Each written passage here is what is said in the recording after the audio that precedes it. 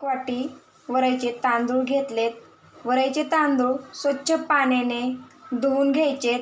धुवून घेतल्याच्या नंतर आपल्याला 1 तास हे वरईचे तांदूळ भिजायला ठेवायचेत.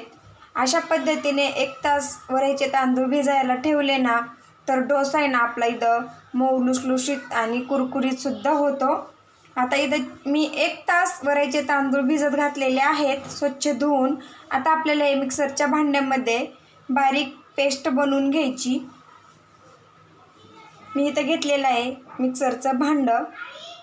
मिक्सरच्या भांड्यामध्ये हे भिजलेले वरईचे तांदूळ टाकून घ्यायचे. हे वरईचे तांदूळ माझे जास्त आहेत त्यामुळं आपण 2दा करून मिक्सरमध्ये बारीक करून घेणार आहोत.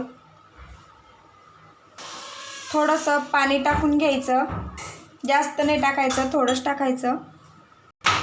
अशा पद्धतीने मी इथं बगरीचे तांदूळ आहेत ना बारीक करून घेतलेले आहेत. आपल्याला जास्त पाण्याचा वापर करायचा नाही. इथं आपल्याला हे घट्टच ठेवायचं आहे पीठ. अशा पद्धतीने त्याच मिक्सरच्या भांड्यामध्ये मी इथं शेंगदाणे भाजून घेतलेले आहे, त्याच्यावरचे साल काढून घेतलेले आहेत.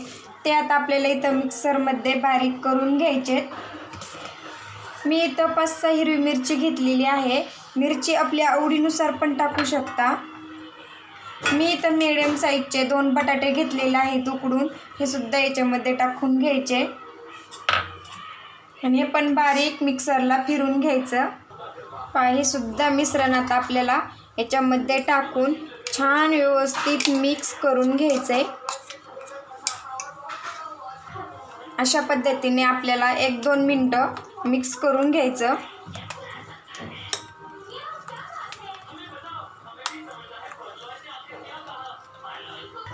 मिश्रण थोडंसं घट्ट वाटतंय, त्याच्यामध्ये थोडंसं पाणी टाकून घ्यायचं. जास्त नाही टाकायचं, थोडंच टाकायचं. हे मिश्रण आपलं छान असं व्यवस्थित मिक्स झालेलं आहे. आता आपल्याला 15 ते 20 मिनटं छान भिजून द्यायचं आहे. भिजल्याच्या नंतर आपल्याला डोसे बनवून घ्यायचे. तर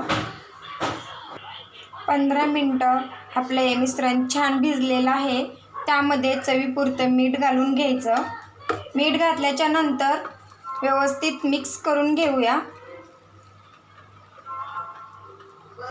आपल्याला इथे जास्त घट्ट पण नाही बनवायचं आहे मिश्रण आणि जास्त पातळ सुद्धा नाही. अशा पद्धतीने मिडियमच ठेवायचं आहे. मी इथं ठेवलेला आहे पॅन गरम करायला. पॅन गरम झाला की अशा पद्धतीने आपल्याला ब्रशनी तेल लावून घ्यायचं. तेल आपल्याला एकदाच लावायचं डोसे बनवताना, परत तेल लावायचं नाही.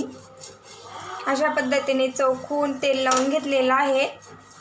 तेल लावल्याच्या नंतर आपल्याला याच्यावरती थोडंसं नॉर्मल पाणी टाकून घ्यायचं अशा पद्धतीने. आणि पाणी टाकल्याच्या नंतर एका कॉटनच्या कापडाने छान असा आपला तवा आहे ना पुसून घ्यायचा व्यवस्थित. अशा पद्धतीने ना पाणी टाकून तवा जर व्यवस्थित पुसून घेतला ना तर आपले इथं डोसे आहेत ना छान इझिली पलटल्या जातात. डोसा तव्यावर टाकताना ना गॅस फुल ठेवायचा नाही, मिडियमच ठेवायचा. अशा पद्धतीने मी इथं डोसा टाकून घेणार आहे. आता टाकल्याच्या नंतर असा पांगून घ्यायचा. याच्यावरती झाकण ठेवून ये ना छान असा 1-2 मिनटं वाफलून घ्यायचा डोसा. वरच्या बाजूकडून आपला डोसा पूर्णपणे सुकलेला आहे. अशा पद्धतीने सुकल्याच्या नंतर तेल लावून घ्यायचं.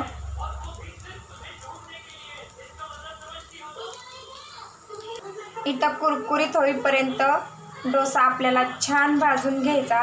किती मस्त असा इझिली आपला इथं डोसा आहे ना उलटलेला सुद्धा आहे. असा निघलेला आहे, अजिबात खाली चिकटलेला नाही.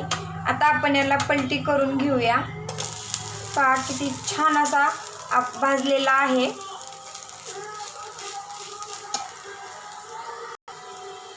मस्त असा कुरकुरीत इथं डोसा तयार झालेला आहे. पाहू शकता एकदम असा कुरकुरीत झालेला आहे, कडक झालेला आहे. सर्व डोसे आपल्याला अशाच पद्धतीने बनवून घ्यायचे.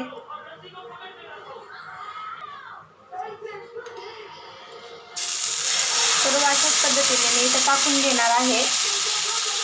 तुम्हाला मोठ्या आकाराचे जर बनवायचे असेल तर तुम्ही मोठ्या मस्त असे कुरकुरीत माझे वरईचे डोसे तयार झालेले आहेत. पाहू शकता किती कुरकुरीत आणि मस्त जाळीदार झालेले आहेत आणि मऊ लुसलुशीत सुद्धा झालेले आहेत. तुम्ही सुद्धा नक्की एकदा अशा पद्धतीने करा. शाबू खिचडी वगैरे खाऊन जर कंटाळा आला असेल ना तर अशा पद्धतीने आहेत ना वरईचे डोसे जर बनवले ना खूप खायला चविष्ट लागतात. व्हिडिओ माझा जरी आवडला असेल तर व्हिडिओला लाईक एक नक्की करा. चॅनलवरती जर नवीन असाल तर चॅनलला सबस्क्राईब करायला विसरू नका. पुन्हा भेटू अशाच नवीन रेसिपी सोबत. तोपर्यंत धन्यवाद.